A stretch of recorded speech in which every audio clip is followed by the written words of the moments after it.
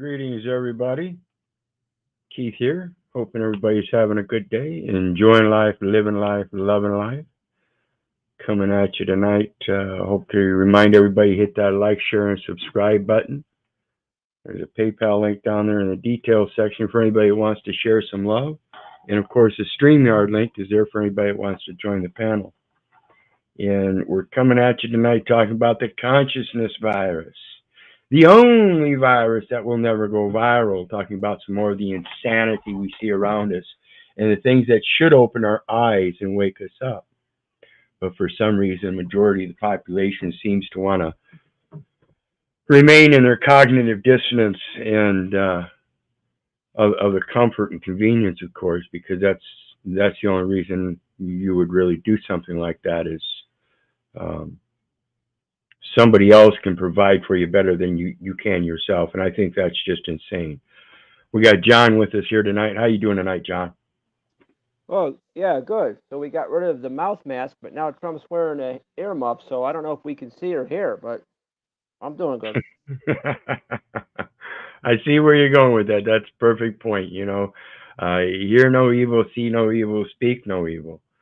So, you know, we gotta think about what we're really saying. Like I said many times, learn how to coin your words or purse your lips. So let's get into it tonight with the very first one is kind of profound, and it should tell you something about the financial affairs of this nation. So please pay attention, folks.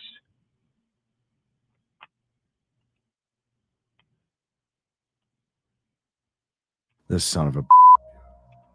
I mean, how dare you? The U.S. government can't go bankrupt because we can print our own money.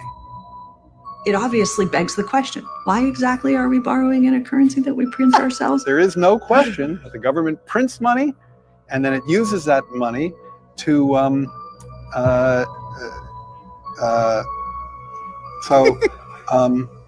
yeah, I guess I'm just, I can't really talk. I don't get it. I don't know what they're talking about. Like, I don't get it. I don't know what they're talking about. Because the economic advisor to the President of the United States was that gentleman, right? This son of a... That's the economic advisor to the President of the United States under Joseph Biden. You see where that presidency, I can't even say our presidency, I've never voted. So do you see why the presidency of that nation is illegitimate in that sense? I mean, how can you have a strong nation if the nation's leaders run around on these platforms during election bids, stumbling and mumbling and saying incoherent things and not even being able to assign competent people to his staff that can then lead him in the right direction, even if he does know what the fuck he's talking about, because they don't. See, this is the impossibility of this United States supposedly being such a strong nation.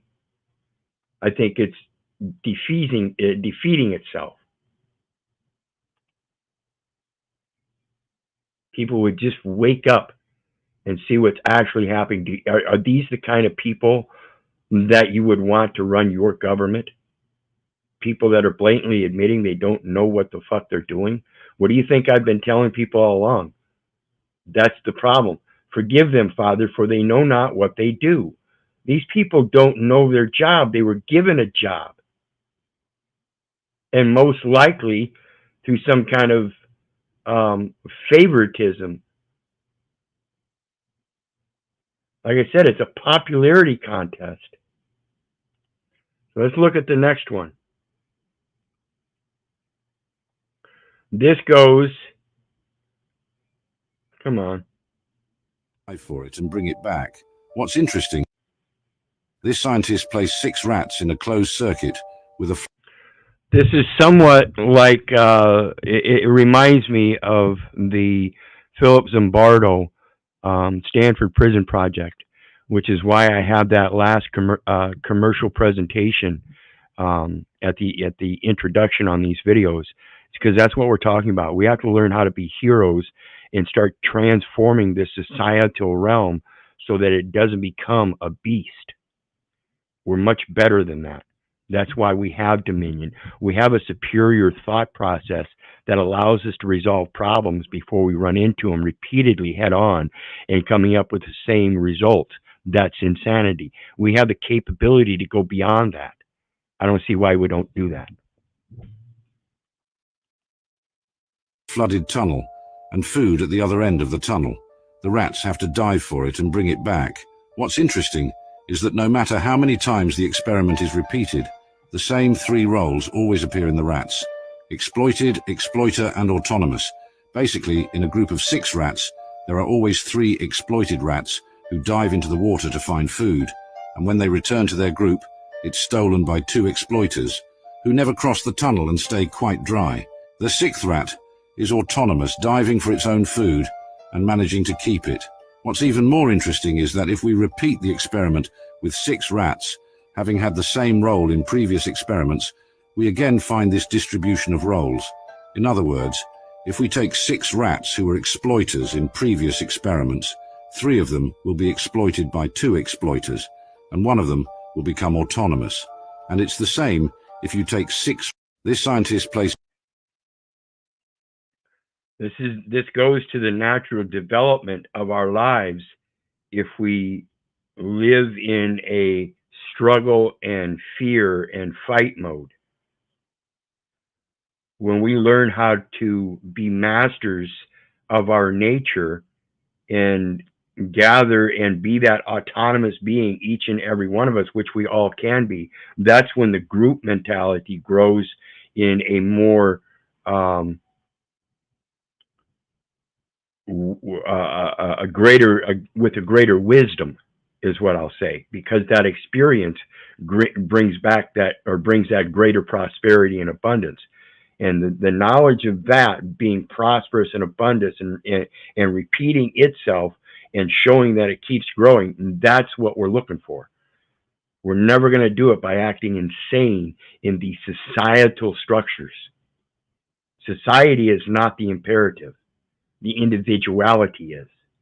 That's why it's touted so much to know thyself. That's the first thing you have to understand. Know thyself. How do you observe the world? Do you see it realistically, or do you see it in a pack mentality?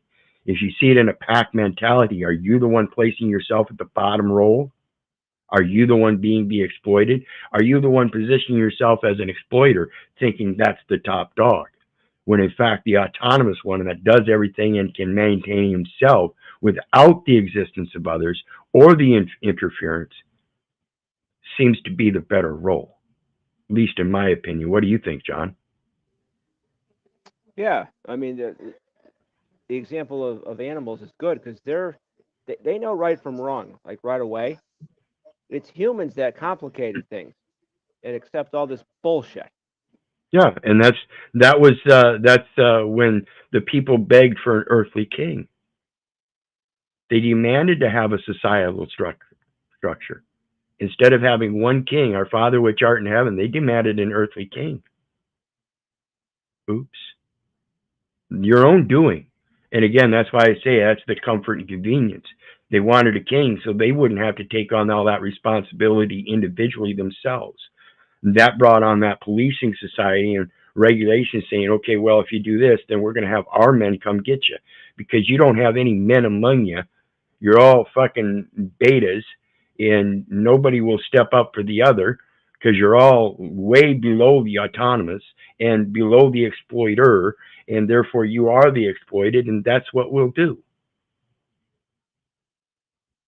People beg for this. Let's take a look at the next one.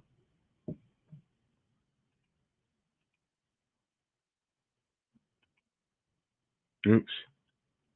This is one of my favorite guys, Nick Freitas. Lines I will not cross. Made your law.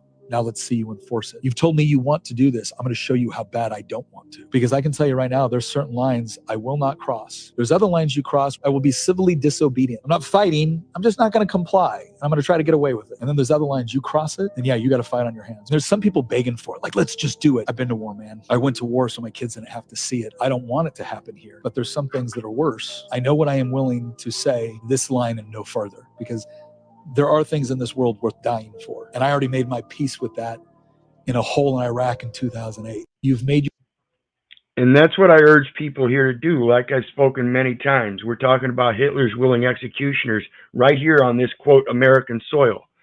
It's actually, the land belongs to God. So in that sense, there is a greater force majeure that we should be standing up for, not even just for in consideration of what Nick's been through with the Iraqi war and stuff and American soil, as I just mentioned, but that of God. That's the greater force that we should be standing for. Come out of her, and that's come out of this insanity. Another one, the next one is interesting because this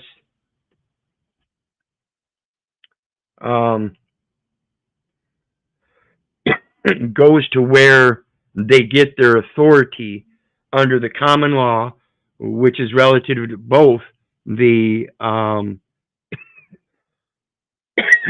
Admiralty Maritime Law, which is subject to the common law.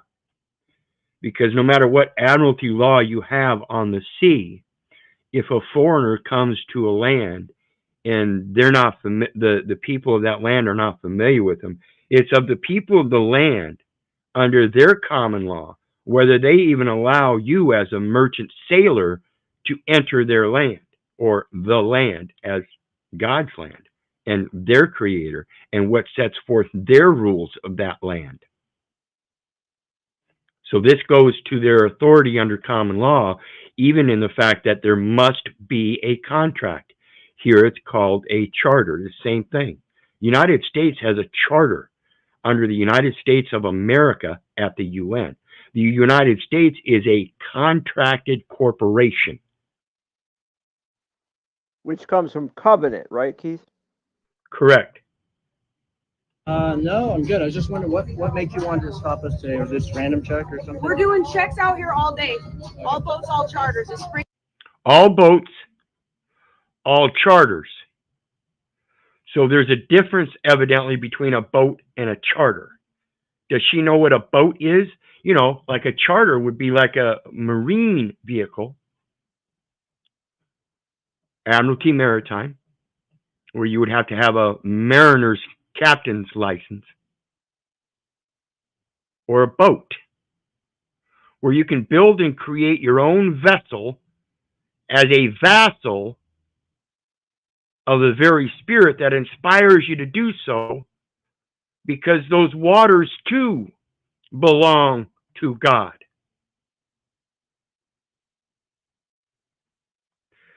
In case you don't remember Genesis 1:2,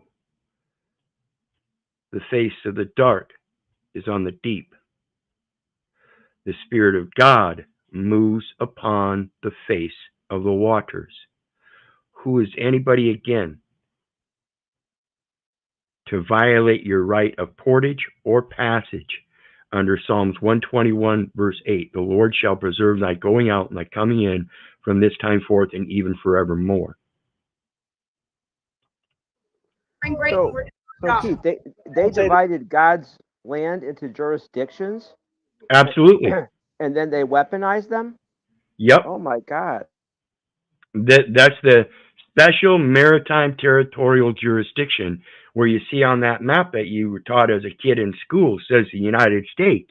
And it has all those other things outside of the United States, but yet it's called they call the whole thing the United States. They indoctrinated us into false beliefs. Absolutely.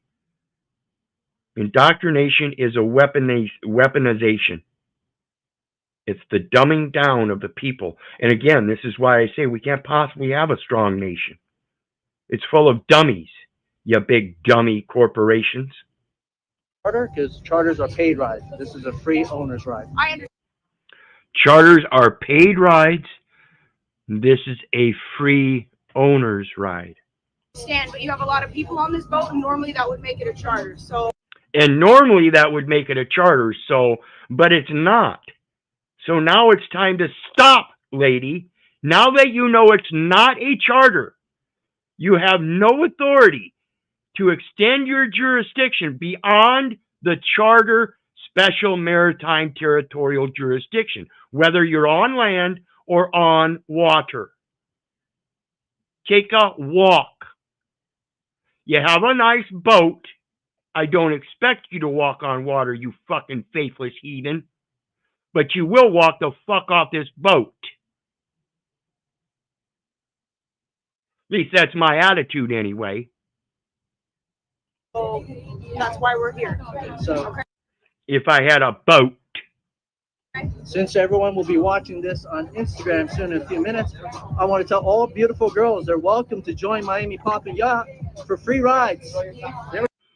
Great shout out. Great shout out. Let's listen to that again, because this is free rides for hot girls, he says.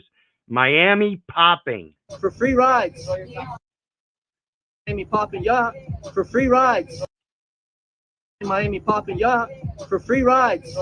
There we go. Miami popping Any yachts. questions for us? Miami popping yachts. Go check them out. You guys want free rides? You're down in that area? This is a guy to look at. See, he'll stand up for your rights. See, he wasn't just standing up for his rights there. He was standing up for all the rights of his passengers. See, as he knows, he can't allow these people to then turn around and go to his passengers or the people that are taking free rides for their IDs and stuff. See, it's not a commercial charter. Get the fuck off.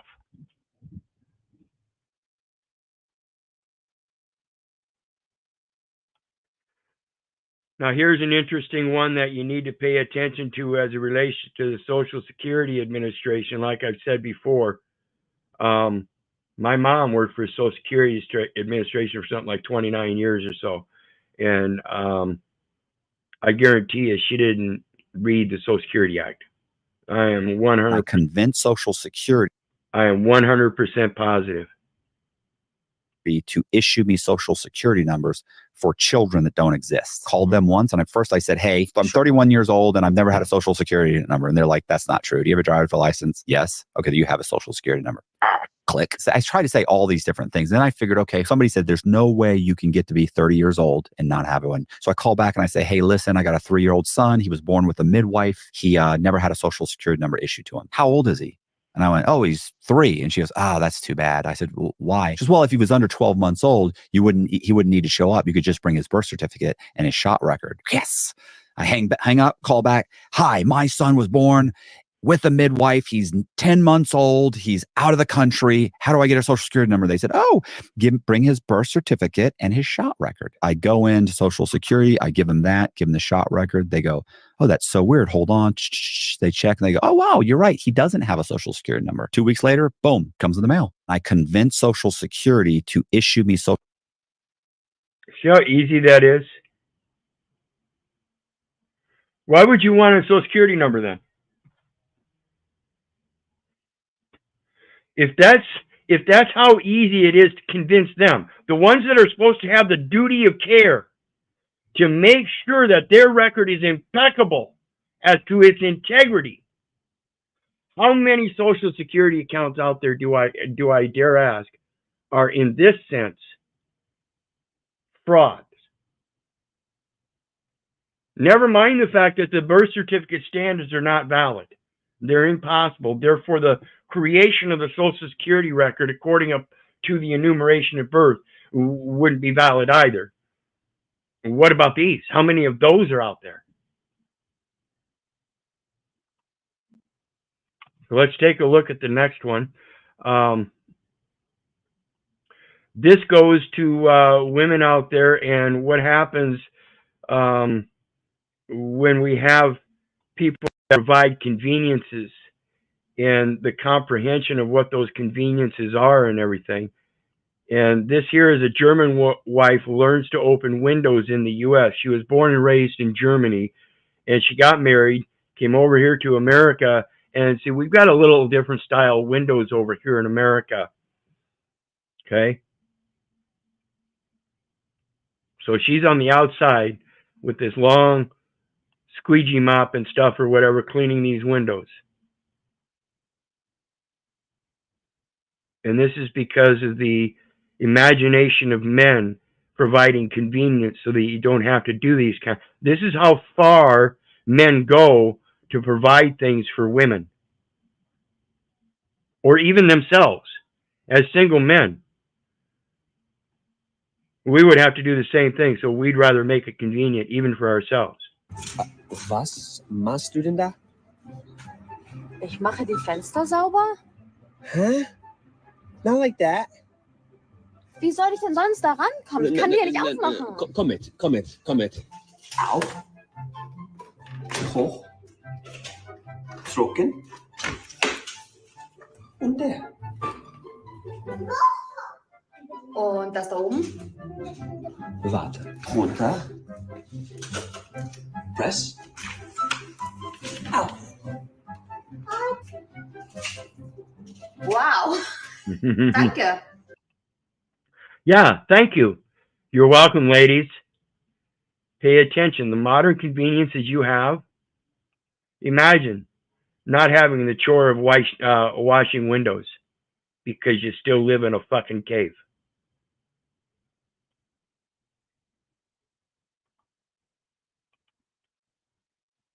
Next one. Again, always Nick Freitas making great points. Of us winning or turning it around was almost zero. Would you stop fighting? Would you stop fighting?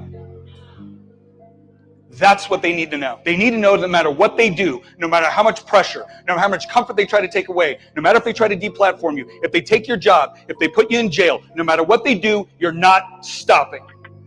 I'm not going to tell the children of friends that I lost in combat. I didn't do absolutely everything I could to make sure that their kids grew up in a country worthy of the sacrifice that they gave. I'm not doing it, and I want them to know I'm not doing it. I want them to... See, he's looking after the children, right?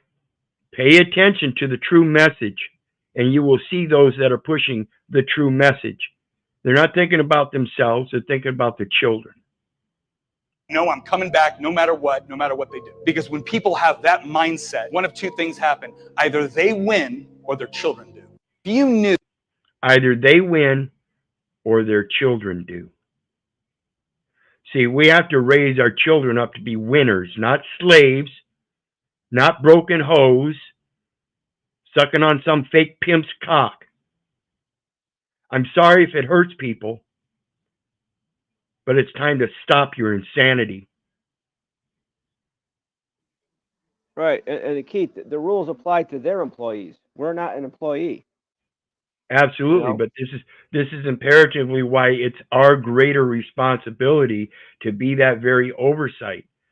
Because when we have children that we can't take care of, and we need that government to take care of those that are incompetent, we need them to do their job. So we have to be the oversight in all cases. If you're going to be sending your parents off to a retirement home because you can't take care of them, they become dependent on the government. I think that's one of the worst case scenarios, because that proves that they didn't bring their children up in the concept of passing it on, so that when it does come time, the people that wiped your ass, you turn around and return the favor and start wiping their ass instead of sending them to a fucking old folks home, retirement home, where they don't give a rat's ass, folks. They're just doing their job. To me, it's sickening. This next one, another one.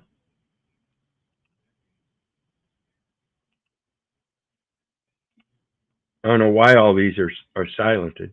Where a man transitioned to become a woman after winning the decathlon in 1980, and then after doing so, runs over someone, kills them, runs over a second person, and 4 months later is named Woman of the Year.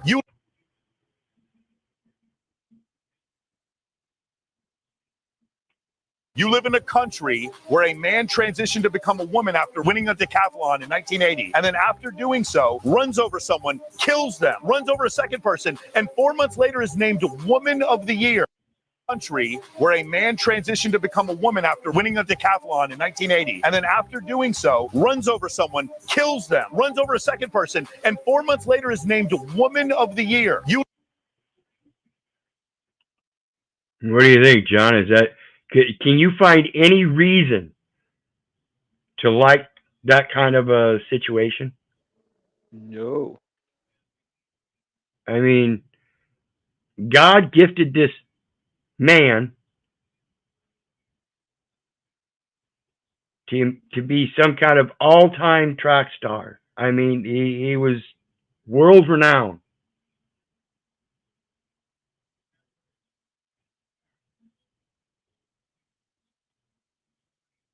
And he gave that up for what? And the people still praised him as a her after all the shit that's gone on. The fuck?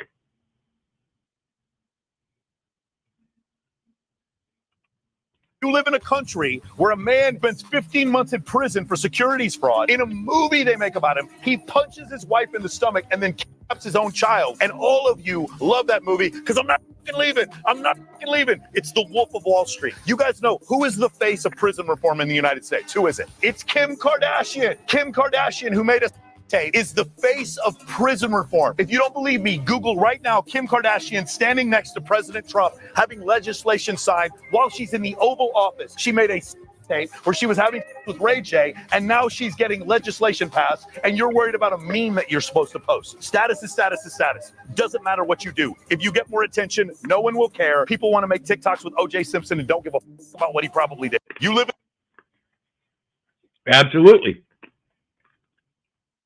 Think about that. O.J. Simpson memorabilia still has value. Why?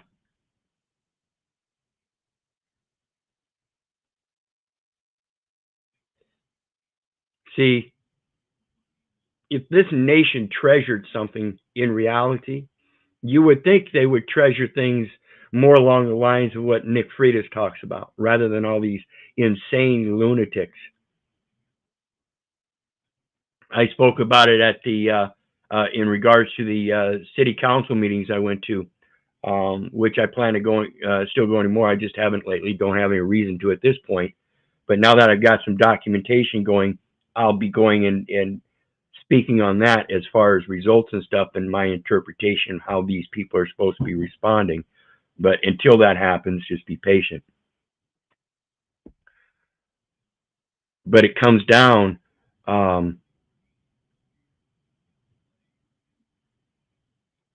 Waterloo has been deemed one of the 7 national historical communities because of the 5 Sullivan brothers that all went off to war, got put on the same vessel, and all died on that same vessel. And that's the thing that brought about the law that you can't send all of your male children off to war. You have to leave one stay at home. They can't take all your children anymore. And that's because of the 5 national heritage community. There we go, national heritage community. And the purpose of that is the moral concept of the family itself. You can't let war destroy the family. That's not what the family was built for. The family was built to go out and build itself as a nation, perhaps. But that nation wasn't meant to war. It was meant to build itself as a nation of peaceful people. And today we have nations that war. It's insanity. Hitler's willing executioners. Here's an unlawful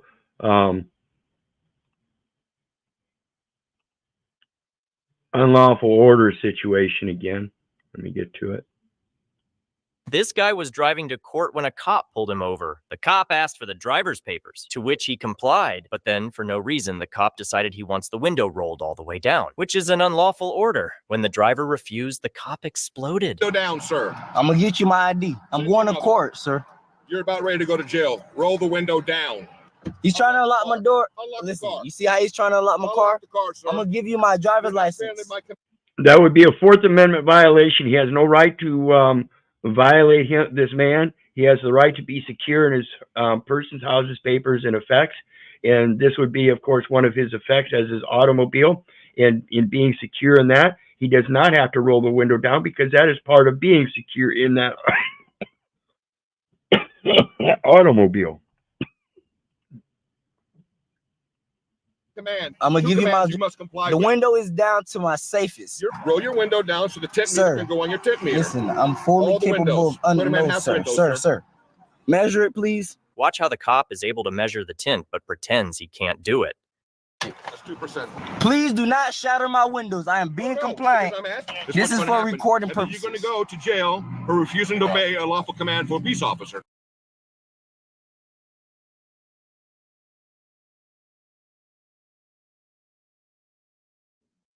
Can't hear you, brother. And this is where it's very easy to express, like I just said. First of all, I was in my automobile, and that's where I have my person. I have a right to be secure in my person, houses, papers, and effects. The automobile I was in is my effects, and the person is my papers. Now, if all I need to do is roll that window down a crack so I can hand those papers out so he can validate them, then that's fine. But I don't need to roll my window all the way down because that is part of the security of my being in my effects. The people, my body, has the right to be secure in that effect. And you can't effect my changing my environment to your safety by telling me I have to change my environment by rolling my window down. No. It don't happen that way. I gotta go to work, and you want to break my windows. I'm suing the county.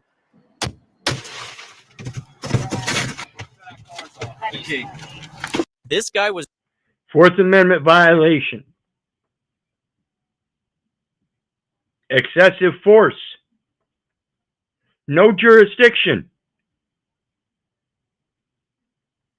The defendant needs to voluntarily appear in court. You can't make those roadside arrests to an administrative court and then make a judicial determination based on your discernment, which is an error to begin with, because again, you cannot force contract. It's a common law violation. You cannot use that ID to say he is always in statutory control.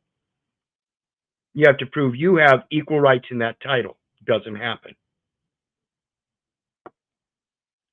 So here's another one. Some people in this military making sense, and this is what happens.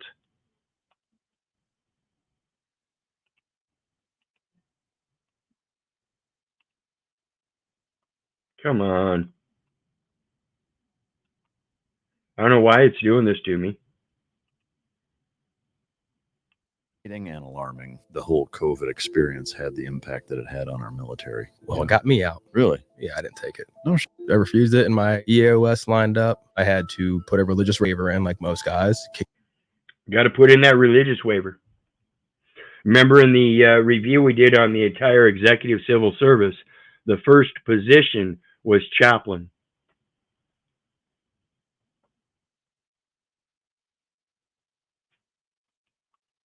Kick the can down the road long enough until it was my time to go. And I literally made the choice. I think I got out in like 61 days. Wow. No plan, no job, no nothing. The guys that were saying, hey, this doesn't feel right, I don't think I agree with this. I mean, they got railroaded. Oh, man. I know on the West Coast, they were pretty powerful movement over there. And on the East Coast, they just corralled these dudes in an office and said, check in every day. We don't care. You know, like it was, you're blackballed, man. Like it was really, bad. Yeah. They wanted you under MA supervision for not getting the shot. Guys were fighting for their lives, man. Dude, what? Fighting for their lives, dude. It was crazy. Dude, that's embarrassing. It's very embarrassing. That's coming from somebody on the inside, guys. He was in the military and refused. Used a religious exemption, and this is how they treated him.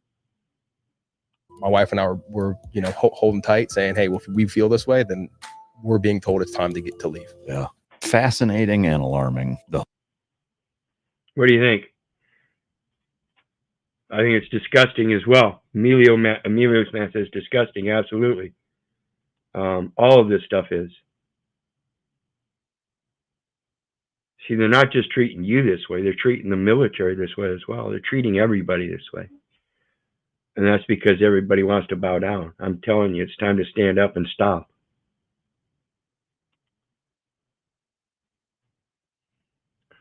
The next one, in relations to the video we spoke about with the women and the conveniences that men have developed over time through technology. I'm telling you, this is something that comes from our nature. Please pay attention to this next video. Though it is a setup video, it will show you the true intent of our nature. I hope you pay attention to the very young subjects. And that's one of the reasons I believe this is a very accurate portrayal, is because of the young nature. They can't fake it. It's kind of hard for such young children to fake something like this, so please pay attention.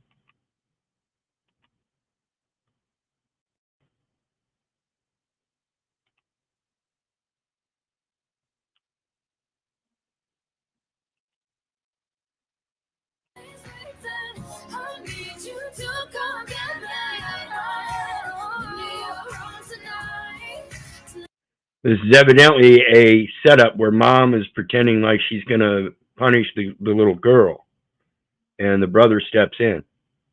The basics of it.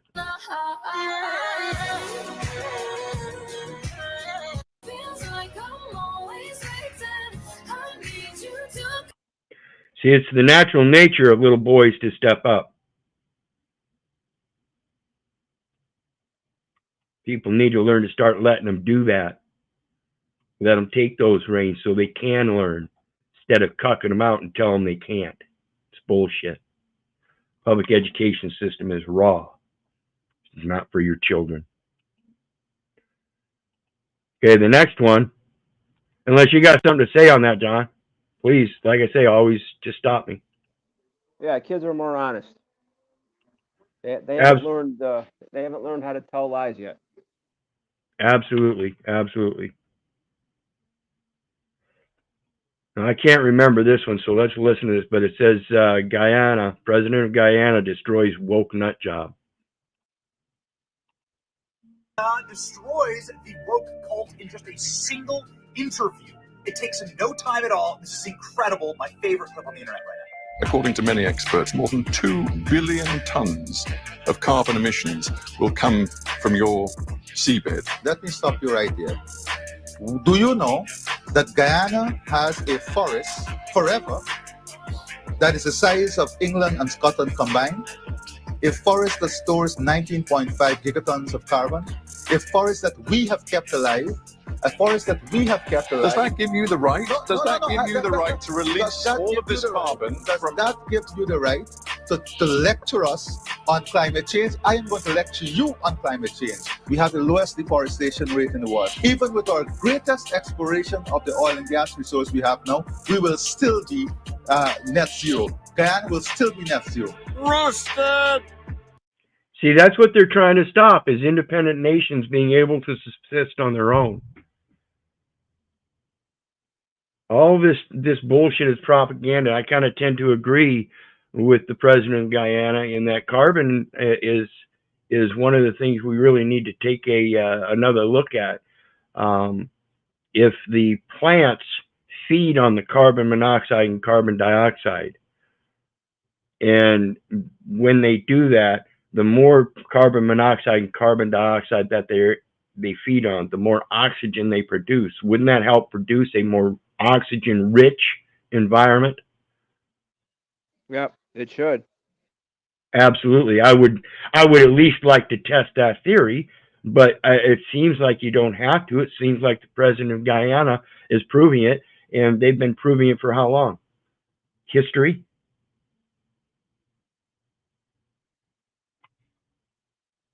So the next one, here we got somebody that recognizes somebody. Recognize!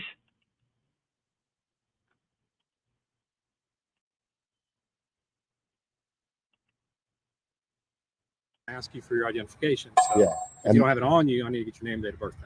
My policy is I don't identify myself unless you Then I'm going to ask you suspect to me. stop recording. I'm going to ask you to leave. And if you refuse to do that, then we'll take it up from stuff from here. Why would you stop me from recording? We'll take it up a step from here. You mean you'll escalate it? Because there's no need for you to be out here.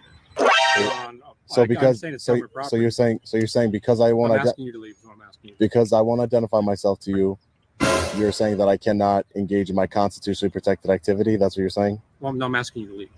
Is what I'm asking. But I have every right to be here. No. Well, I have every right to ask you for your ID, but you don't give me that, so it's tit for tat. But it's not a tit for tat. That's not very professional of you.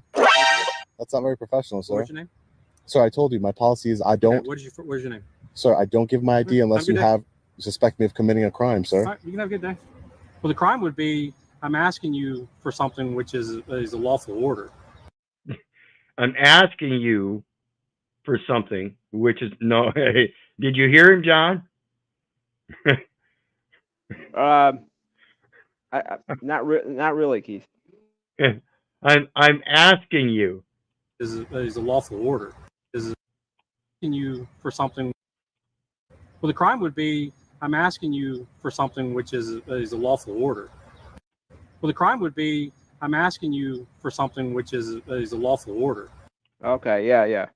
I'm asking you for something which is a lawful order, and you're failing to obey that law. No, you need reasonable articulation. Failing to obey a lawful order. No, you can't make a request by asking somebody and then in that very same breath call it a lawful order. It's not an order, it's a request. See, the insanity of these people believe they know what they're saying when they're babbling. You cannot do that. Any English major would be able to tell you, well, that's a nonsensical comment. Suspicion of a crime that I'm committing or I'm about to commit in order to demand. I'm going to ask you for your identification. So yeah. If you don't have it on you, I need to get your name, date of birth. My policy is I don't identify myself unless you suspect me. Then I'm going to ask you to stop recording. I'm going to ask you to leave. Then I'm going to ask you to stop recording. I'm going to ask you to leave. Well, where's the lawful order? You couldn't order me to give you the name and birth date. So now all of a sudden you think you can order me to do something else. It doesn't work that way. You don't just magically get powers to order people around. And Keith, I don't even think they know the definitions of the words they use. That's what I mean. How can you say I'm asking? Sir, I told you my policy is I don't. Okay, what's your name? Sir, I don't give my ID unless you suspect me of committing a crime, sir. All right, you can have a good day. Well, the crime would be I'm asking you for something which is a lawful order. I'm asking you for something which is a lawful order. No, it's not. Show me the fucking warrant proving it's a lawful order. Otherwise, your discernment here is only going to prove you incompetent to the English language and get your ass fired. Fuck around, find out. Now, the next one, I don't remember this one specifically, but it is, again, another veteran enforcing his rights against one of these insane... What you pull me over for? Bro, have the brights on. Are you... What are you upset about? Are you having a bad... Why are you fucking pulling me over? Why can't I see your ID? Because I have not done anything wrong. Are you upset with life, sir? No. Look at this little punk's cocky attitude, John. Yeah. Yep. See, these are the kind of people I don't like at all. This guy plays this same cocky attitude all the way through. They have no right to be enforcing any kind of law. None. This man should be fired. Well, I need to see your ID. No, you're not getting my ID. Well, I need to see. No. How about you get out of the vehicle? No. What's the rest? You don't follow me for no. Am I free to go? Give me your ID and it'll be over with. Give me your ID and it'll be. See? Yep. Because he's defending his jurisdiction militantly, like I said before. Absolutely. And we got the Fallen joined us tonight. How you doing tonight, brother? I'm doing great. Good. You got anything on this? Are you a veteran yourself? I should ask you too, John. Are you a veteran? No, Keith, I'm not. Okay. I'm not a veteran, but my family, I guess, we're veterans. I should say that they served, but I myself didn't.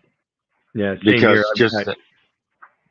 Yeah, same here. I've got people that served in the family, but I never did. I tried, but they turned me down. Got a bad hearing in my left ear, and they were afraid I wouldn't be able to hear their commands as they scream them out.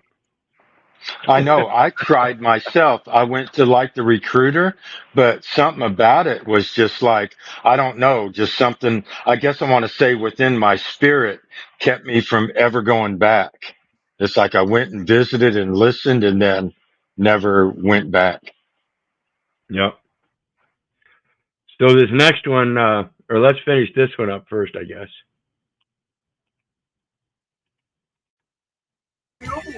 Guys trying to violate my Fourth Amendment rights. All they have is suspicion. Why'd you pull me over? Because suspicious behavior. Is that a felony? Suspicious behavior. What's your discernment for suspicious behavior? Let's define that. Because if your discernment for suspicious behavior isn't linked to any reported crime and isn't criminal, then you have no reasonable articulable suspicion. So what is the suspicion related to? It's got to go back to the cause. Felony or misdemeanor? Suspicion is not a crime. No, it's not. I just want to know why you're having a bad day. You could help us. I'm not going to help you in your investigation. Wait a minute. See, this is the epitome of somebody reaching out for help and not wanting help the way you want to give it, which is actually the right way to give it, is explaining the truth. And this guy doesn't want the truth. He wants you to help them pose their lie. Fucking heathens. Again, you got that right. Again, notice this guy's attitude. He's a heathen. You got that right. Well, I have no reason to. All right, sir. Have a good day. Oh, go fuck yourself, asshole. What do you see yourself on YouTube, you dick? What's the... Absolutely. That is a true fucking heathen.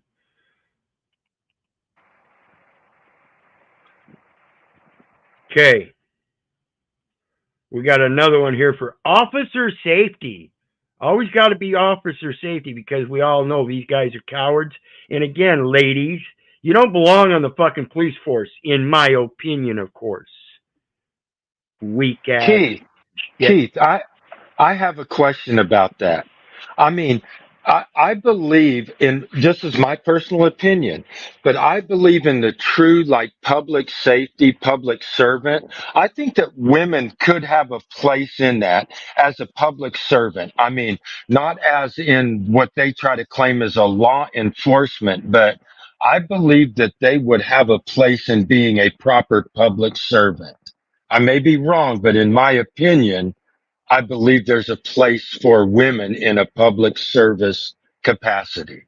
That would only be in an educational capacity as to family, to help bring up other people's children, and I think that would be done on a private side. You know, like a birthing mother or a tutor or something like that. When we come along with this public education system and put women in that public capacity to teach everybody's children in one schoolhouse and pay her through a government process of some sort, that's the problem of having that one woman having her ideology enter into the families through the children's minds by being able to pose that in that schoolhouse.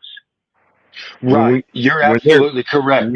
When they're traveling door to door as a doctor or a birthing nurse or something like that, or a tutor, like I said, door to door, the family sets that distinct boundary. This is keeping your houses in order. When somebody else out of the community comes to your house, you're the host, but you got to set your boundaries. And one of those is the nature of your home versus theirs. You don't bring your home into ours. You bring your tutoring into ours. You bring your birthing knowledge into ours. You bring you know those kind of, you split out those knowledges. Does that make sense? I'm wondering if you're talking about like in a nursing thing to a private thing, where I'm talking about a record keeping process. Yeah, I don't think no. That's an employment place. If they're going to be in an employ, it would be in a private place, not in a man's world where the man should be able to keep his own fucking records. Okay.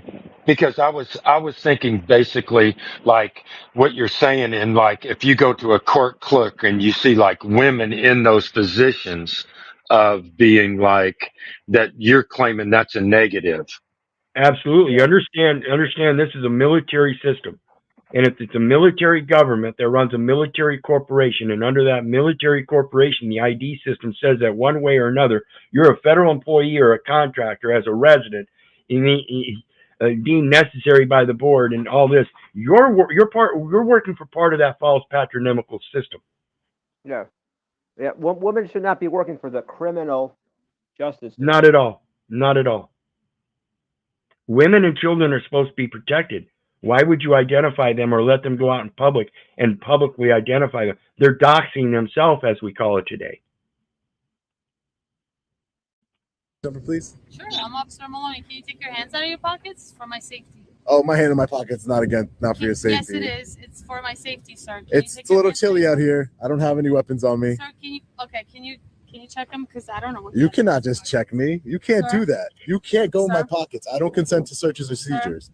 Hey, So take your hands out of your pockets. you can't tell me to take my hands on my pocket. It's not against the law to keep my hand in my pocket. It's cold out here. It's a little I don't windy know out if you here. have a weapon. I don't. Show me. I don't know if you've got a cock. So what they're doing is Terry stopping that dude, right? Yeah. I'm telling you, So I'm not going to show you my hand. Oh, Go I'm ahead. sorry. I was just claiming. So, like, in some aspect in the law, even though she's a girl and there's guys around there, and she's trying to get the guy to then put his hands upon the other male, that in itself shows it's a mistake for her being there. Absolutely. Absolutely. And this is why women shouldn't be out there. You want to go out in public, you go out in public with your family to an entertainment spot of some sort. But you don't go out there in the workforce. You don't go out there committing crimes with your brothers. You don't go joining those gangs to get one over on society because you don't believe in government. You don't do those kind of stuff, those kind of things, ladies, because the men you're joining in that are taking you to war. They haven't been brought up to raise you as in an honorable and loyal position to be able to count on him to keep you out of trouble and be in prosperity and abundance. If you're not finding that man first, he's already failed, hasn't been able to attain it, or hasn't even attempted. You need to start waking up. Quit going for that bag, thinking that that's what it's all about. So this video then is a prime example of what you just said, because this woman being in an improper place is putting the people around her in those uniforms at war with that man that is right there. And she's claiming she has the right to instigate war. Yeah, at risk, and everybody else is at risk. It's a dangerous position. Women get way too emotional, and that's why they like to use them. They're looking for people that don't know how to handle their emotions. So if they can put a woman in front of them, you beta cuck motherfucking males that get triggered by these little cunts, excuse my language, it stands for can't understand normal thinking standards. Hands, man, because that's not against the law. You can't just search people. What's wrong with you? That is a problem. That officer's actions is a problem. You can't just go up into somebody's pockets. You can't do that. She tried to. You tried to. If I didn't, I backed away. It doesn't matter. You. Yeah. She wanted to walk up on him. Now she's telling him back away. Now that she knows she's wrong, now it's for her safety. She wants to back away. If that's your safety concern, that's what you do in the first place, you dumb bitch.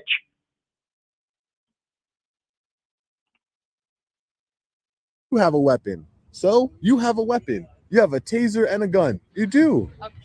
Right? You all have weapons here. Okay. Except me. I'm the only one without a weapon. I'm the one with the camera, and you guys are terrified. Okay? Terrified of a camera. And there's at least 3 or 4 of them there. Fucking What insane. do you think? What do you think they're really terrified of? Do you think it's the camera, or do you really think it's something else, Keith? What do you think they're terrified of? I don't know that they can be terrified. I think it's instilled that this behavior supports that they've got a terrifying job.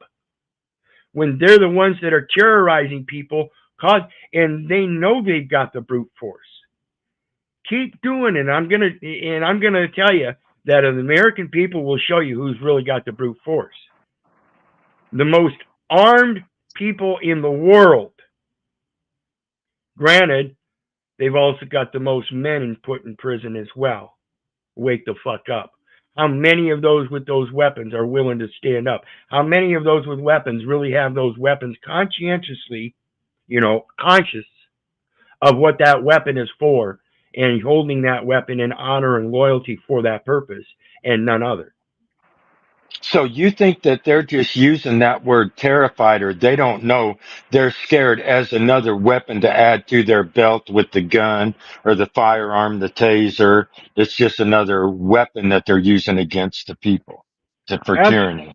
Absolutely. Do you think they have any reason to be afraid of me if I'm 140 pounds, 5'7", and got a camera in front of me, no weapons? They can see I don't have any weapons, yet they're going to talk about for my safety?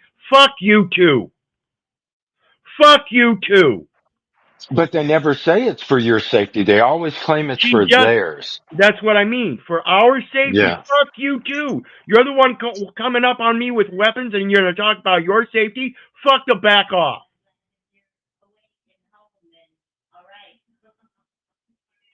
This is just getting ridiculous. This is the insanity of what these people think they're authorized to do. They're authorized to violate you and then say they claimed fear and were terrorized and had to do it. No, you didn't. You had the right to stay the fuck back. They had a right not to disturb your peace, encroach on your travel, just encroach on your constitutional rights, or like some people would say, your God-given right, since that's where you got breath from. Yep. And we've got another one, exact same kind of concept. These people trying to give out orders, the insanity is I don't know how these people operate. I don't see how people don't see this shit. Confidently approached this man and started giving him orders with great conviction. But the guy knew his rights and stood his ground. So in the end, this confident cop got properly served. You can record me, I'm recording you. You're being detained because you're recording the jail. Is that again? You're being detained because you're recording the jails. The jail's recording the jails. And the jail does a much better job of recording the jails because they have internal cameras that have access to places that I can't. I'm filming the jail from where the public says I can. I'm not in any private spaces. You have no onus probandi of privacy out here unless you can seal it through those windows. Otherwise, there's nothing to worry about.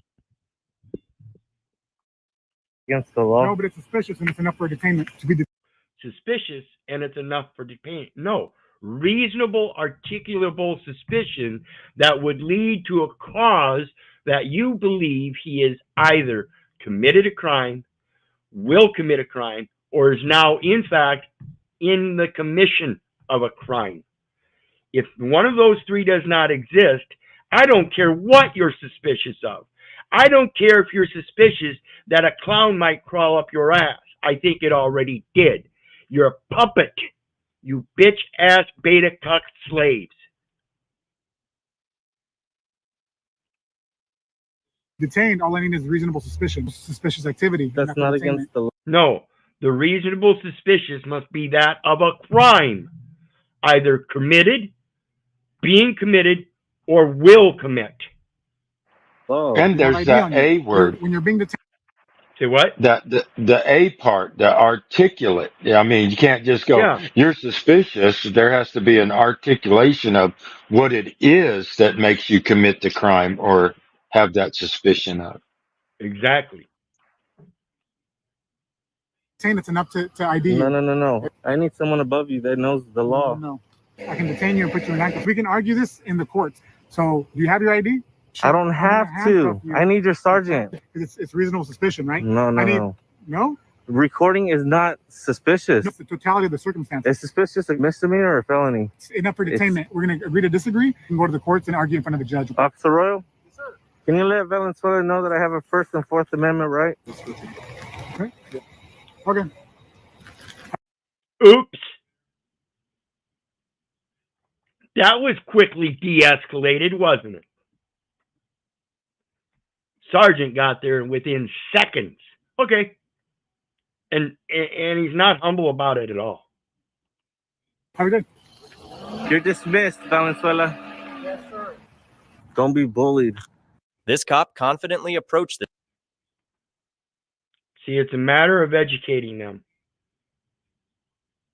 But the education should be done long before we get to this point, guys. Go ahead. Well, I think I'm going to go to my first city council meeting that I've ever been to. I mean, it's really weird because, I mean, it's like whether or not they have a right within a public building to like set up the metal detectors or whatever, right? And so I'd walk in there to like take care of bringing paychecks to the public servants. And they would like force me to go through a metal detector and force me to be insecure in my person, papers, and effects, like put all my belongings into a bucket and then walk through a metal detector, and whether it beeps red or not. And then I tell them, hey, if you want me to like be insecure in my person, papers, and effects, then you have to be like super polite to me because I'm the boss and I'm walking in here, and you have to be like super polite. If you want me to place anything that belongs to me within a bucket, you have to ask me nicely and be respectful. And you have to ask me, please, would you please place your items in this thing? And they were telling me, no, we're going to boss you around. Put your stuff in this bucket. And I went, okay, I refuse. I'm not just going to let you boss me around. So now if you want to do me, I'm going to keep my phone and my keys in my hand, and you can bring a wand out and you can run it over me to see if I have any other stuff on me. And they said, no, you're going to do what we tell you to do. And I went, no, I'm the boss here, and played that boss card. And they finally let me through. And then the next time I came in, the light turned red on me again. I threw my keys through it. I said, I'm not going to put my keys in that bucket. I'm going to throw my keys over this metal detector, and then I'm going to walk through it, and I'm going to get my keys on the other side. Well, they didn't like that. They thought that was childish or whatever. But I'm like, I don't care what you think. You're since you decided not to respect me and do my wishes and what I asked you to do to relieve me of my effects, I'm going to do whatever I want to do. So then the third time I go through this thing, I relieve myself of all my effects. I leave them, right? So I walk through the door. I walk through the metal detector. It lights me green, and I try to proceed, and I get accosted and assaulted and battered, right? So they like start assaulting me and battering me, and I'm like, hey, look.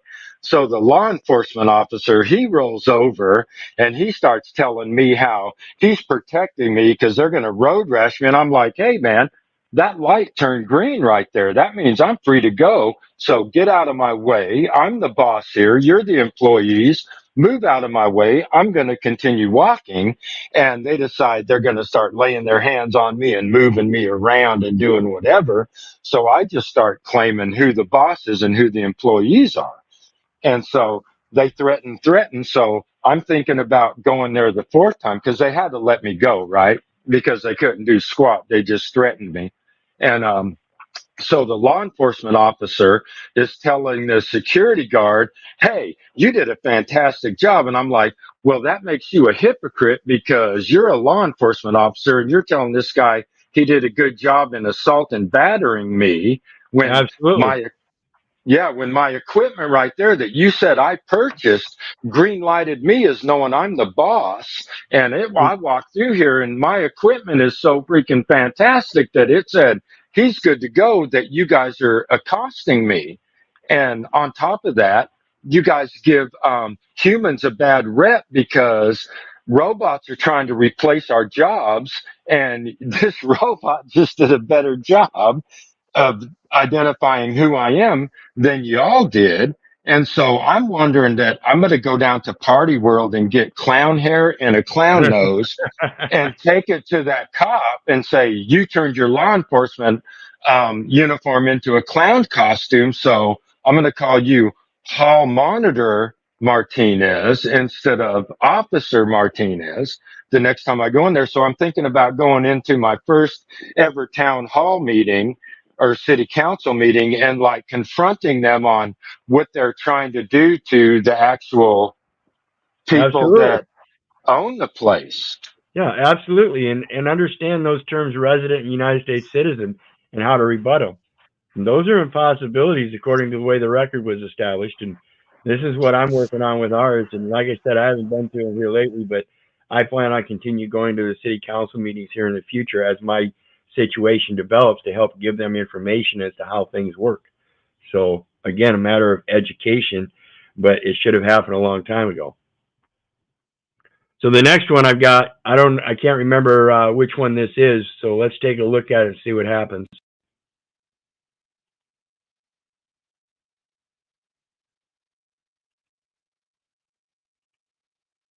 Now, this is objectively speaking the overall weakest creature on the planet.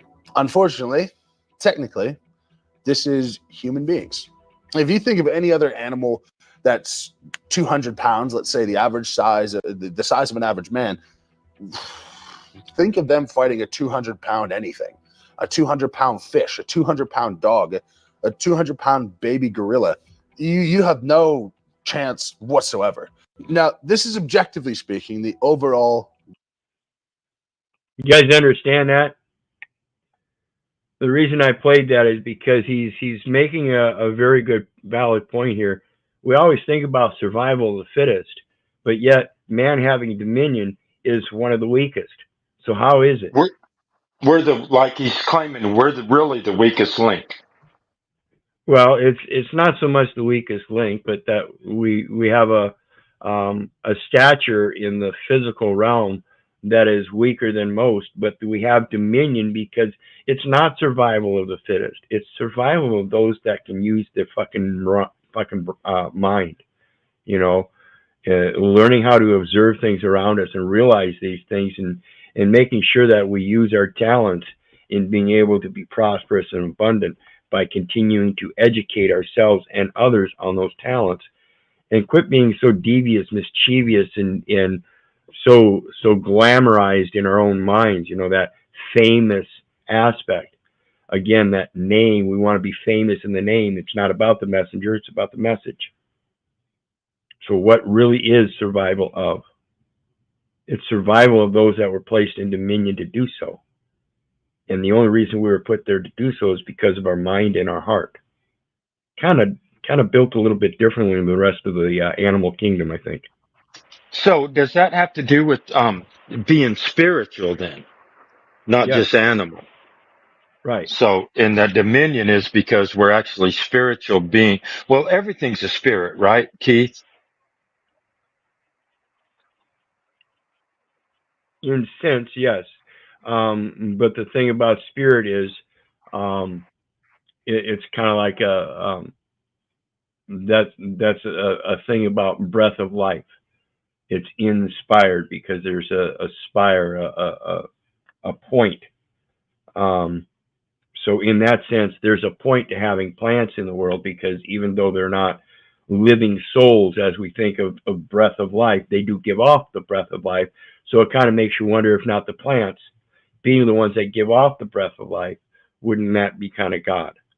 So because they do give off the breath of life. Even that president of Guyana was claiming, look, our plants give off the breath of life. So in that way, they're spiritual. Correct. And so that's why I say in that spiritual sense, there's a spiritual connection, but there's a difference.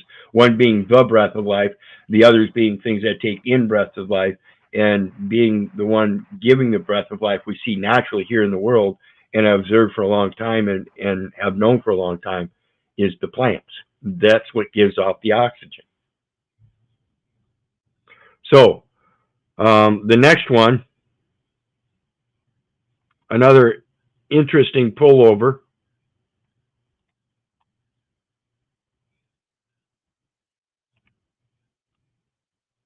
Keys for what? For racing. Give me your keys. No, I ain't giving you my keys. I wasn't racing. What are you talking about? Serious? I wasn't racing. You're not. You just pulled him over. I wasn't even racing. How was I racing? I was in traffic. You have your ID? Yes, I do. You ain't even pulled me over. Dude, somebody contact the charger. All right, step out. What am I stepping out the car for? Why am I stepping out the car? Because he caught you racing. Go ahead and step out. I wasn't racing. Don't touch my camera. Step out hold this. Car. Why are you grabbing on me? Step out in the car. Turn around. So you're recording you guys drag racing? Because I'm gonna take your video and submit it in that. We were racing. Okay, well I'm gonna need that. So can I have that? I don't know. You gotta ask him. I'm gonna take it. It's not mine. Okay, well give it to me because we're gonna take it. Well, it's not mine. You gotta ask him. I don't care. We're gonna take it as evidence. Hey, give it to him or what? Give it to him or what? No, let me see it. Put my camera. Hey, tell him to leave my camera alone. Hey, we're gonna take it as evidence. You want to go to jail for hindering? Then let go of it. Let go of it. I'm not doing. I'm gonna give you one more warning to let go of it, or you're going to go to jail.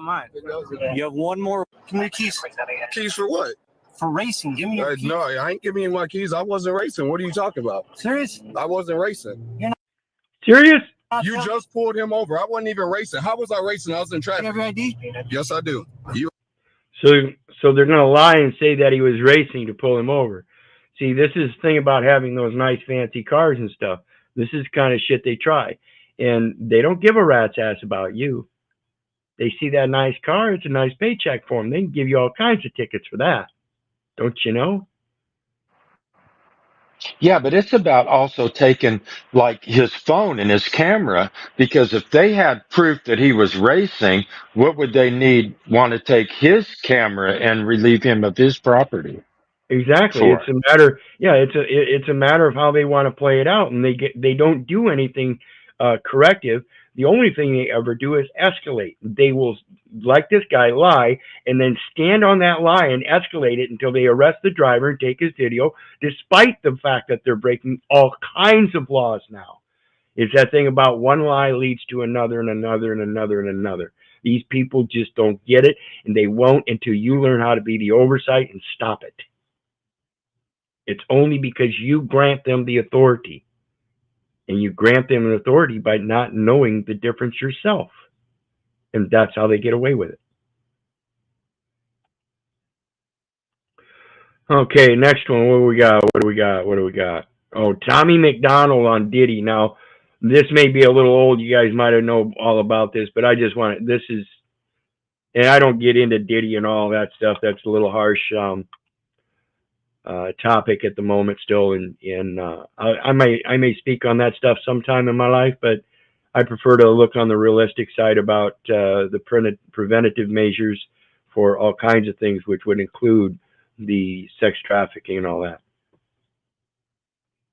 These homes are being raided for sex trafficking allegations. You're telling me the guy who rapped, "I won't be satisfied till all my brothers get it, see you hit it, and then I hit it, turn a freak to a bisexual, and if she's flexible, F the brother next to you." You're telling me the guy that rapped that might be a predator? Shocker. Personally, I didn't trust this guy after he had Tupac killed. That was the red flag for me. Can we make sure the security cameras wherever they lock Diddy up are working? Because we all know what happened the last time a billionaire got arrested for the same thing. Epstein, pardon me. And now Diddy's been accused of sleeping with like a bunch of mainstream artists. Meek Mill, Usher. You know what the best part about being an independent rapper is? P. Diddy doesn't try to you. Like these claims coming in about P. Diddy make R. Kelly look like a Teletubby. And he peed on people. But you know what the craziest part about this whole thing is? There's still rappers out there who would gladly let P. Diddy bone them for a little fame. Stay away from the mainstream entertainment business. Stay away from P. Diddler and stay independent. So just like the video earlier where we saw how things just kept getting worse and worse for Bruce Jenner. You know, he started out being a pretty famous guy, and then kind of things changed, and we see what he is today, or she, or whatever. And not only that, but all the people that are supporting that shit. And he's absolutely right. I'm sure that there are people out there that would still allow P. Diddy to do it to him in place for some fame. It's sick. This popularity contest is sick. But the difference is that's consensual to the difference in the videos that you showed before is where they're trying to force consent upon you, right? Well, yeah, but it doesn't make a difference. It doesn't matter whether you're consensual to it or not. It's insanity. Well, okay. Second Amendment rights holders, pay attention. But how do you treat regular Americans? I got this letter from someone in my district, a firearms dealer. I have been a firearms dealer for 46 years. For 46 years, I've had a good relationship with law enforcement. Then came the ATF's zero tolerance policy. 2 years ago, while in the process of selling a firearm to a customer, I completed their background check using Florida's FDLE firearm purchasing program. The background check was uneventful, and FDLE rendered an approval number. Some months later, during an ATF audit, I was told the background check was now a non-approval. Even though FDLE made the error, it was on my paperwork, so ATF deemed it a willful error. After completing close to 50,000 background checks over 46 years, why would I willfully ignore this background check? The answer is simple. I did not, but the ATF has revoked my license, ended my career, and my livelihood. But how do you... So this is the problem with the Second Amendment and people that want to enforce it through a sales of some sort. Okay? You have the right to bear arms. It doesn't say a goddamn thing about acquiring them from other people freely, private purchases, making them yourself, anything like that. They're only talking about public purchases. Commerce, absolutely. So you can still make guns and trade them for other items, not dollar for dollar. That's illegal. Yeah, and they try to make it illegal that you would like make one for yourself and go, man, I'm just doing this for myself. Yeah, I'm not selling it. I'm not doing in commerce, and they'll try to do that tyranny. Yep, not going to happen. Not going to happen. So the next one we got, here's a Jordan Peterson one on equality in Scandinavia. Let's check this one out.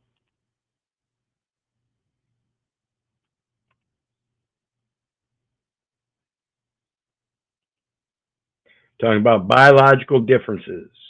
Have consistently shrunk, like we were talking on lobsters, of course. They haven't in Scandinavia. They've magnified. Okay, but we were talking in the That's actually an important exception because Scandinavia has gone farther than any other area, the Scandinavian countries, in establishing egalitarian social policy. And the differences in interest and career choice and personality between men and women have grown as a consequence, not shrunk, which is exactly the opposite of what the social constructionists predict. But also just suggests that they're malleable, actually, rather than fixed. Well, of course they're malleable. No one would ever suggest otherwise. Right. So that's what I mean. So I think they're not malleable in the direction that the social constructionists presume. As you flatten out the sociological landscape, you maximize the biological differences. No one saw that coming. And you might think, well, it's a handful of right-wing scientists who are pushing that. It's like, no, it's not. It's mainstream psychology, and there aren't any radical right-wingers in mainstream psychology. And everyone who discovered that was absolutely shocked by it.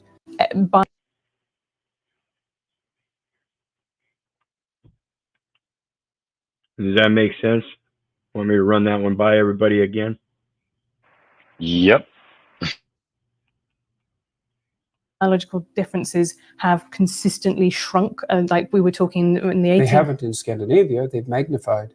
Okay, but we were talking in the 18th. That's actually an important exception because Scandinavia has gone farther than any other area, the Scandinavian countries, in establishing egalitarian social policy. And the difference. You guys understand what egalitarian social policies are? Like equality? Correct. It's talking about not every man having 10 cars, 3 houses, and this and that. It's talking about each man has the equal opportunity to go forth and be a part of the societal progress and abundance. So even if you don't have the prosperity of the rest of the society is one that the cup welleth over automatically. People are in an egalitarian society, people are not so materialistically driven, so they don't have 3 houses and 10 cars. They generally limit those things to the necessities. They don't have the surplus. That surplus goes out to the community for want of not wanting to waste it. Don't suppose you got a pass anywhere or anything? Biological differences have consistently shrunk, like we were talking in the 18th. They haven't in Scandinavia, they've magnified. Okay, but we were talking in the 18th. That's actually an important exception because Scandinavia has gone farther than it.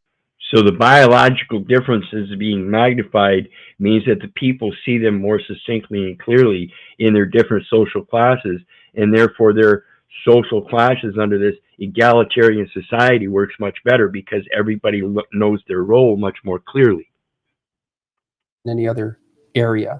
The women don't have these masculine traits where they're beating down men that have effeminate traits and emasculating them and beta cucking them. It doesn't happen. The Scandinavian countries in establishing egalitarian social policy, and the differences in interest and career choice and personality between men and women have grown as a consequence, not shrunk, which is exactly the opposite of what the social constructionists predict. But also just suggest. Did you understand that? Just what I said, they grew instead of shrunk. Men started understanding better what their position in society was so that they could have that egalitarian society and be satisfied without having to be glorified and have all the access, and the same with the women. It's more of a conscious construct of knowing your limits and having the gall to not go beyond them so you can live within your means and still have that comfort and convenience that you deserve, desire, and everything. But it's in a manageable, respectful, honorable, and loyal way. You don't get these people that end up with $3.5 million mansion here and $2.5 million home over here and a $17 million yacht. And you don't have that kind of stuff. That's excess. So they're malleable, actually, rather than fixed. Well, of course they're malleable. No one. And of course, there's always going to be people like that. So you have to be able to accept that in societal realms, but you don't have to have existence in that. You can develop egalitarian societies. Granted, they're probably going to be more on a small scale. Would ever suggest otherwise. Right. So that's what I mean. So I think they're not malleable in the direction that the social constructionists presume. As you flatten out the sociological landscape, you maximize the biological differences. No one saw that coming. And you might think, well, it's a handful of right-wing scientists who are pushing that. It's like, no, it's not. It's mainstream psychology, and there aren't any radical right-wingers in mainstream psychology. And everyone who discovered that was absolutely shocked by it.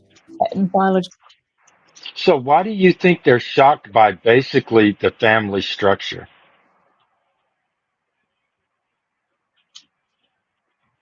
They're not. They're shocked that they were wrong in thinking that bringing men and women closer in the construct of societal equalities and stuff would help them realize their positions in life more. It doesn't. It ambiguates it. And now we have, like I said earlier, we have women that think they can be police officers, and that's the wrong place you want to be, women. I guarantee you, when it comes down to war, when we talk about any kind of civil war, you're up at the front lines, ladies.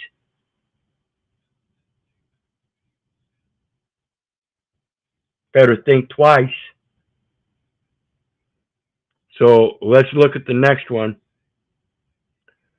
Oh, this is funny. Like the loophole the guy found earlier with Social Security Administration and being able to get Social Security numbers for children that didn't even exist and stuff. This guy found a loophole in the airline industry.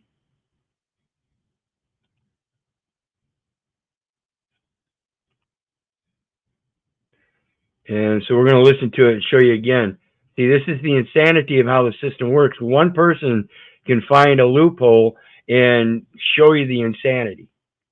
And these loopholes exist everywhere, folks. Like I said, the loophole with the birth certificate is the birth certificate standards show that it's impossible. If there is no birth registration in the United States and that is a minimum standard. And then it's a fatality of the standard itself, because it's impossible if it doesn't exist while holding or maintaining it as a supposed standard. Show me the registration in the United States. It clearly says there is no birth registration in the United States. That means it doesn't exist. Yet that's one of the main standards. I don't get it. It's an impossibility. All you got to do is point it out. Have been illegal. In 2014, a man from China discovered a genius legal loophole in the way that Eastern China Airlines sold their plane tickets. You see, he decided to buy a first-class ticket, but the thing was, he had no intention of ever flying. Instead, this man simply used his ticket to gain access to his local airport's VIP lounge, where all first-class travelers could get a meal and drinks for free before their flight. But instead of eating and then getting aboard his plane like everyone else there, after this man felt satisfied, he simply just left the airport. Basically, Eastern China Airlines actually allowed their first-class flyers to rebook their flights for free as many times as they wanted. So before this man's flight took off, he simply rebooked his ticket for the very next day. By repeating the cycle over and over again, this man was basically getting unlimited meals and drinks from just one plane ticket. After exploiting this loophole for more than 300 days though, an airport employee finally caught on to this man's scheme, literally only because there were so many updates attached to his one ticket that it was always taking forever to load, which raised some red flags. Incredibly, however, when this man realized he was caught, he simply refunded his ticket, and Eastern China Airlines later admitted he simply refunded his ticket. That's funny. That nothing he had done was actually illegal. This definitely should have been illegal. Nothing he'd done was illegal. It was within the contract terms and conditions. Remember that prepaid thing I talked about with the insurance? See, it's a prepaid thing that you pay at the beginning of the month and then you're covered for 30 days. But if you don't get a benefit off of that insurance as an equal consideration, then you should get a refund.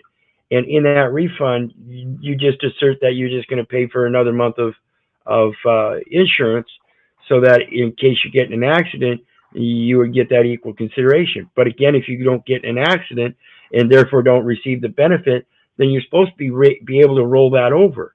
Instead, they've got you paying every month and you never get a benefit. He found that loophole. It's the same loophole. See, if you claim your benefit at the end of the month, they're supposed to give you back equal consideration what you put in. So if you paid them $89 for the month for your insurance, at the end of the month, you got no benefit.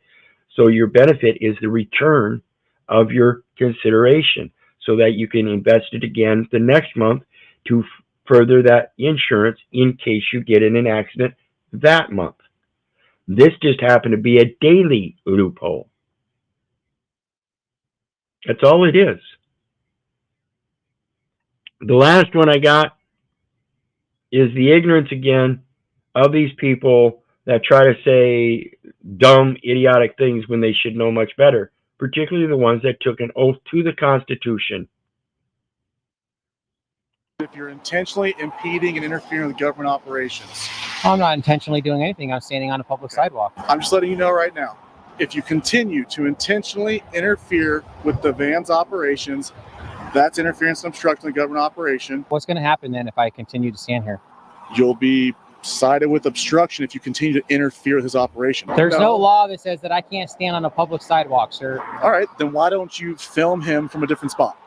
I'm a free American, sir. I'll film from wherever I want to film. You've been warned. Do we need to go beyond that?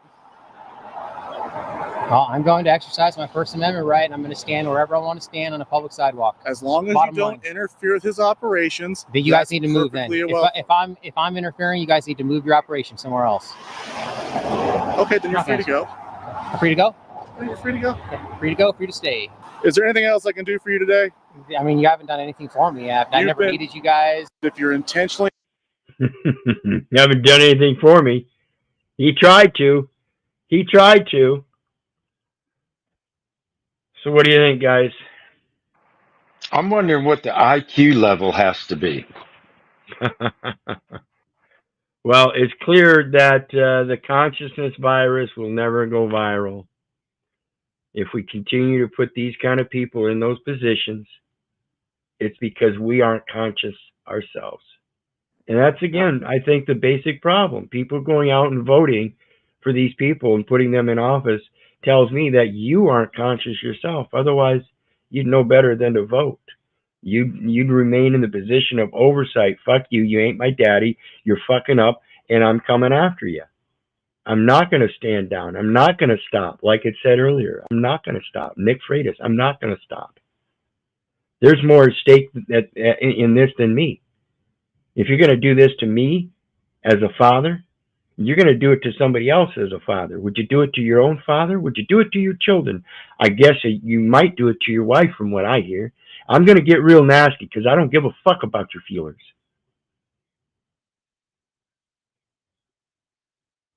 So with that, what do you guys got to say on the way out, brothers? Well, I think for the system, I wish they knew nothing, then know what's false. I wish that's what happened. You know, Yep. if they knew nothing versus what's false, you know, we'd be better off. Absolutely, but that's part of the problem. They go into these jobs and they get a little bit of training, and it's mostly tactical training, and they think they know what it takes to be a policeman. And again, I urge, if we've got a strong nation, I would think that we would have a strong police force, and that strong police force wouldn't be bulky and masculine. Of course, we would expect something like that. We want something like that, but inherently, survival of the fittest is not the correct aspect. I think we need survival of the most capable intellect, those that can use their firsthand experiences to be able to discern that there are certain things that we really need to abstain from, and other principles that are of a greater force that we need to adhere to in all situations. We need to adhere to the fact that if we're coming up on a 79-year-old man or woman, we might want to think about whether that's my own grandma or grandpa first. Put it in that perspective. Putting yourself in somebody else's shoes so that you can keep that empathy and sympathy balanced with your fucking apathy. That's a big problem.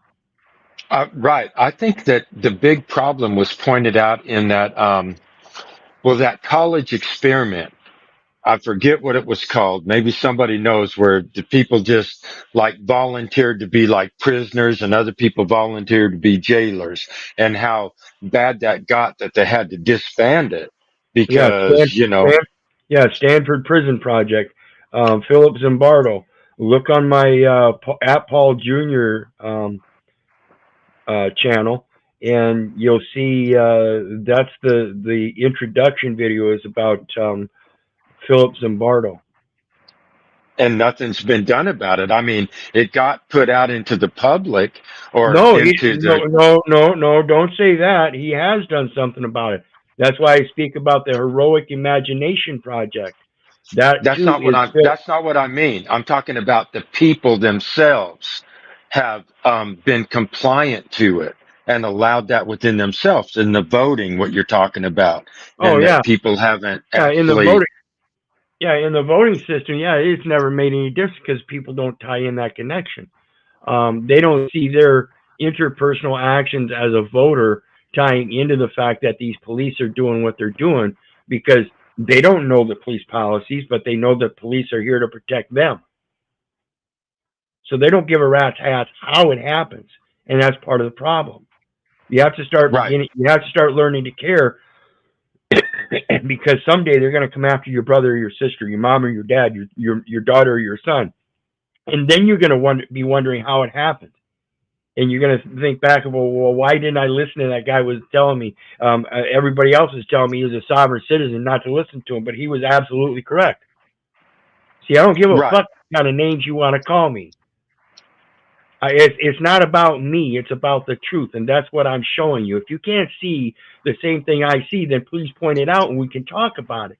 But until then, I don't have too many people that are denying me. Right. Like, I think it's a frame of mind in that aspect of, like that saying goes, it's like back to blue until it happens to you. It's like, and then even when it does happen to those people, it's like it's like a brainwashing in that aspect of the indoctrination and just all of that. The brainwashing of, as long as I comply, I'll never be the recipient of it, when they don't understand that sooner or later, it's like you said, the Hitler's willing executioners, they're going to come for you. It's just when that decision gets made to do that.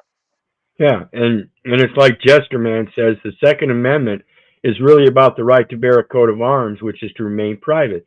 That's the delusion that they put out there. And your right to bear arms is that you have to stand up and be militant, and your right to bear a coat of arms is different.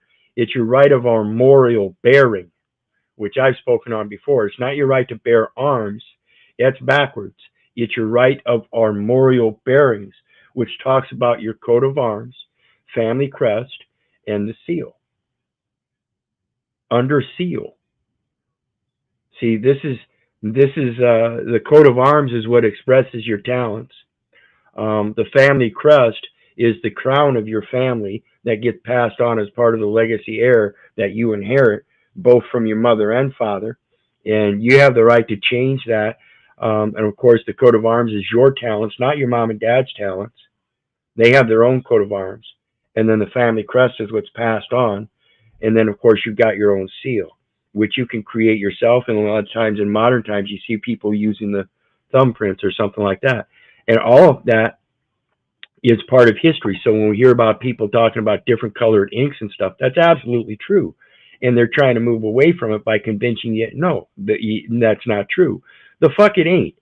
This is the Treaty of Berne that protects the literary and internationally protects the literary and artistic works, which is talking about those such things, patents, trade names, trademarks, copyrights, seals, all of that.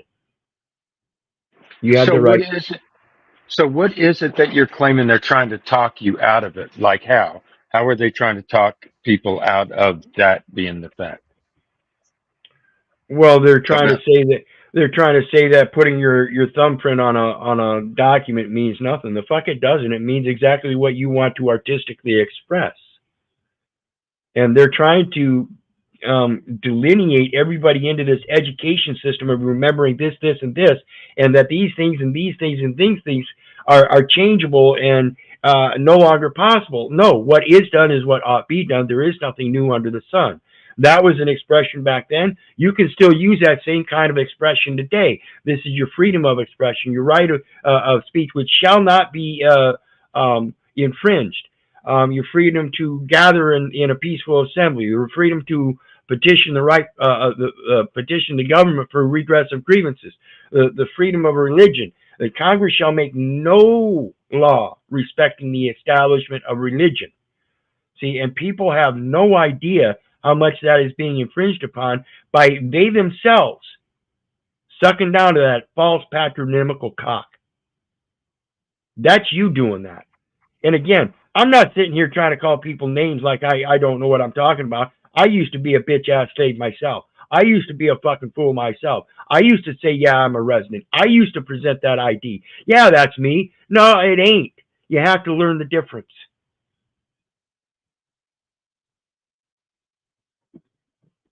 So anyway, I think in one of those ways too that now that you say that they're trying to make that for people to forget is to start making a claim that a state ID is required for, I mean, all kinds of stuff, even to enter into a hospital or something. They're claiming you. Let me show you guys. Go ahead. Well, no, it's just that state ID now is required for so much stuff. I think one time you were talking about, like, if you wanted to get cold medicine or something, they were going to try to make someone produce some state ID or some identification card, or you weren't going to be free to do that. Or like I've had to do it to try to get into a hospital. They're like, you have to give up your ID. And it's like, well, I didn't bring it with me. What are you going to do about it? Yeah, and that's the problem. They don't have anything that says you are required to have an ID. Under the Real ID Act, and I'll have to find it sometime, the Real ID Act says that Real ID is for federal employees and contractors. So remember the other day when we were talking about eligible contract participant or person reasonably believed to be an eligible contract participant. Now that eligible contract participant is that ID, where you have the legal name as the participant in a legal capacity with an address, a street name, which is a street name securitized by the municipality. They're the ones that gave the street the name, and then the Postal Service gave it a number. Okay, that's a street name security bonded in a real estate investment trust with the Postal Service, so that the city can receive mail at that street address, and you're the agent for it, and it's expressed in a trust, the city, state, and a zip. Now, if you don't understand the nature of that construct with a national address format and can break that down and separate it and give a different international address format to separate you from that trust, as if though you're a public servant for the municipality which you are claiming you are a resident of, as a federal, state, or municipal officer or agent deemed necessary by the board, when it never happened. See, you're the one lying by saying you're a resident. It never happened. And it's that claim which is resident determination means for income tax purposes. So if you want to not pay taxes, you have to change the presumption that's laid on the record that says you are a resident for the income tax purposes because you're a United States citizen known as a United States business, and that resident is your principal place of business. Let me see your cash register.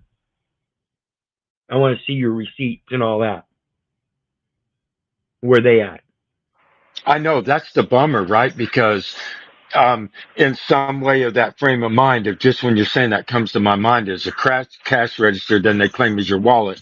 The receipt is the thing you get out of the machine or they give you back, and claiming that you're a business in that aspect, that you're getting a receipt, you're paying out of your wallet being the cash register, your pocket, and that of having to escape that.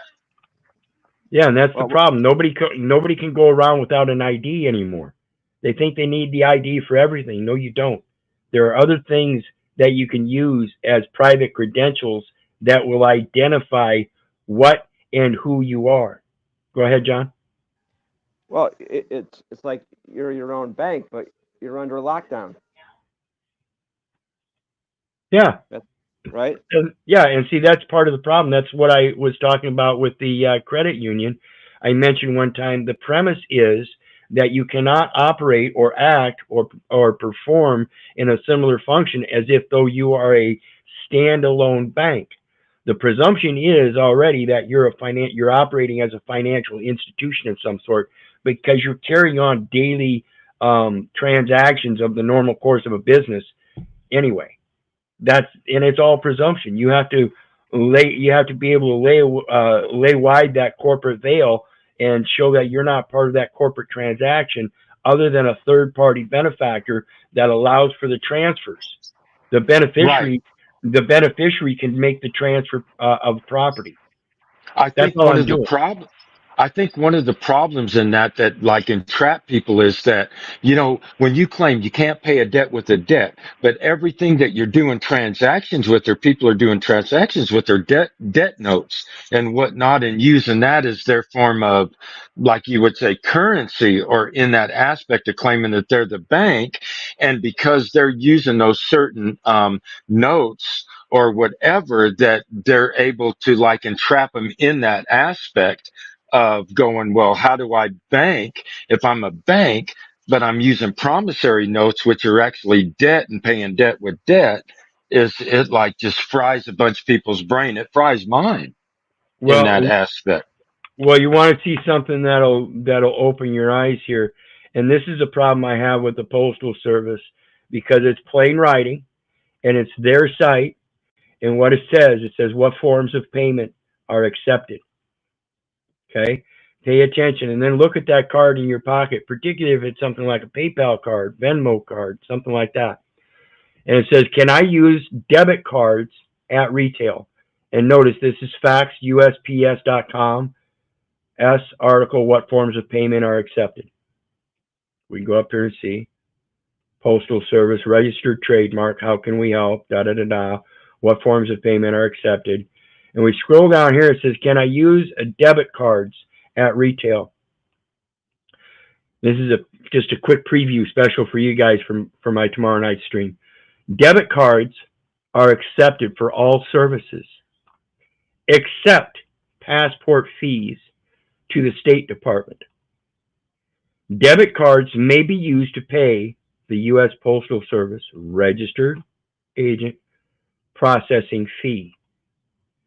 Cash back allowed in $10 increments up to $50. Okay. If a checking or debit card has a Visa or MasterCard logo on it, then it should be treated like a regular credit card.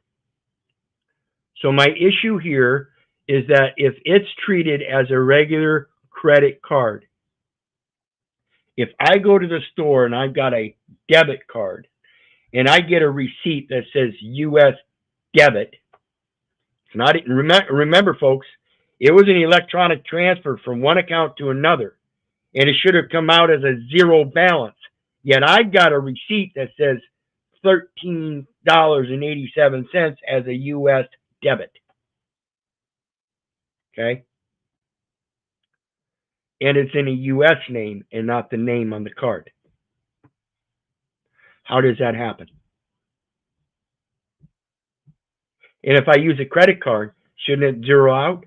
And if I use a debit card that's MasterCard or Visa, particularly at a postal retail unit, then shouldn't that zero out as well?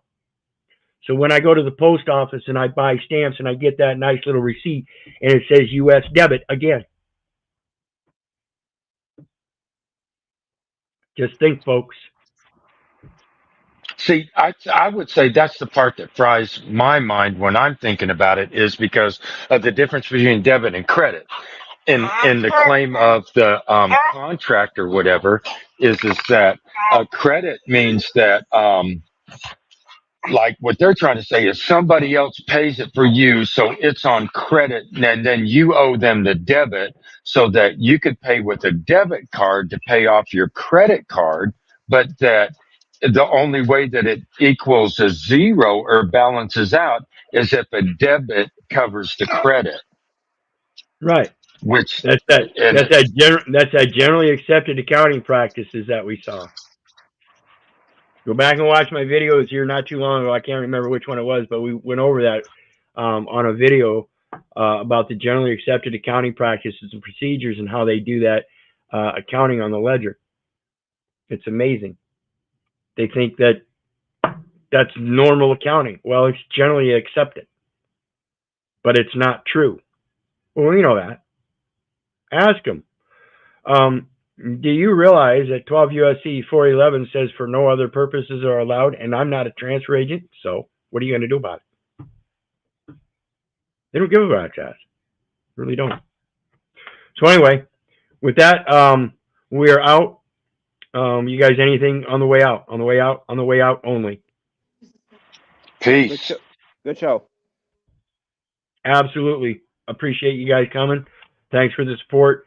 And we'll be back again tomorrow night. Like I said, I'm going to do some discussing about direct deposit and, of course, that enterprise payment system, how that works as far as credit card and debit card.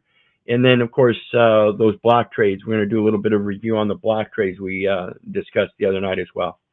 So we'll see you again tomorrow night, folks. And you guys know me. I don't give a rat's ass whether you love me back, but you know I love you. And that's to say, I don't care if you hate me. I don't care if you don't respect me. That's on you. So may God bless you and have a good night. Bye now.